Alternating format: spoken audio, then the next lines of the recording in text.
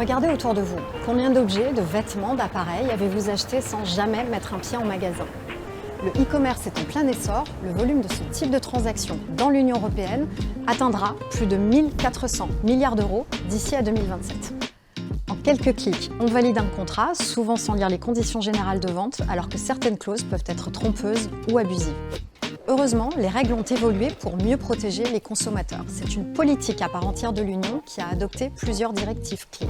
Par exemple, celle qui garantit un droit de rétractation de 14 jours pour les achats en ligne, ou celle sur les clauses abusives qui interdit les conditions contractuelles qui seraient au détriment du consommateur. La Cour de justice, ici à Luxembourg, contribue aux avancées concrètes dans ce domaine, notamment grâce aux questions que lui posent les juges des États membres qui appliquent quotidiennement le droit de l'Union au niveau national.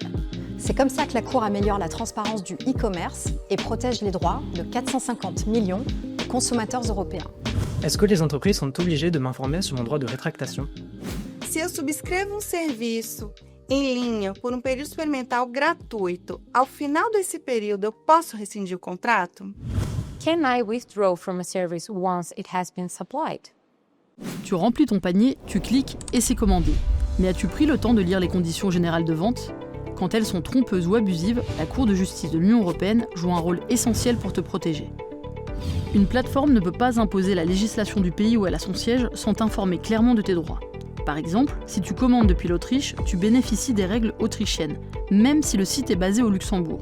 Et en cas de litige, des associations peuvent te défendre devant les tribunaux locaux. Autre règle, le droit de rétractation doit être mentionné. C'est la possibilité pour le consommateur d'avoir un temps de réflexion et de revenir sur sa décision d'achat. Par exemple, un citoyen allemand qui avait fait appel à un électricien sans jamais être informé de ce droit a pu annuler un contrat de travaux d'électricité et ne rien payer, alors même que ceci avait été effectué. Si tu commandes des produits encombrants, la Cour a décidé que tu peux toujours exercer ton droit de retour, y compris si les articles ont été déballés. Et pour les abonnements avec période d'essai gratuite, si le passage au service payant n'a pas été clairement annoncé, tu dois pouvoir résilier. Les décisions de la Cour de justice de l'Union européenne, qui portent sur un grand nombre d'aspects de notre vie quotidienne, façonnent aussi un e-commerce plus sûr et transparent. Le but est toujours le même, faire respecter le droit, protéger nos droits.